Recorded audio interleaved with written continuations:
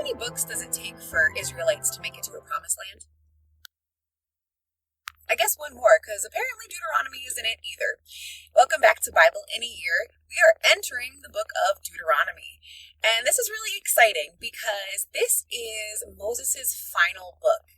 It is such a cool journey to see the baby in the basket who was rescued by an Egyptian princess grow up and become the leader of the Israelites, and to become somebody who is mentioned throughout history as being such a faithful and fantastic leader, from somebody who was confused about their identity and running from God and running from his own people.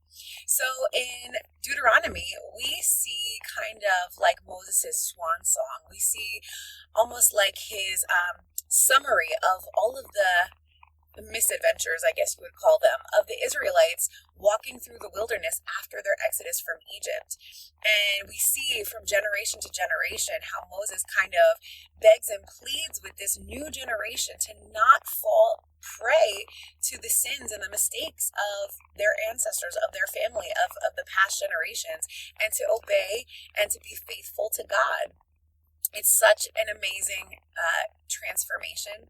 It's such an amazing heart change, especially for a man who did not make it to the promised land, who God told him he was disqualified now because of his own disobedience. He is now taking that to heart and reflecting on that. And as a leader, he is raising up a generation to do better. And I think as a leader, that is the most important thing that we can do.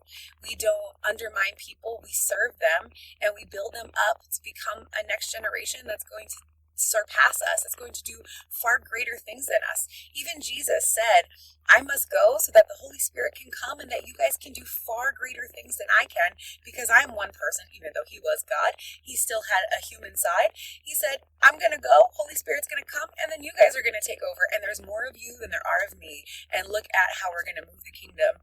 I almost feel like it was Moses saying, hey, I got to go. Don't repeat my mistakes. Don't repeat your parents' mistakes. Stay faithful to God. Here's the promised land. You're almost there. And then he appoints Joshua to take over for him, a leader who he has built up to follow in his footsteps and to surpass his leadership.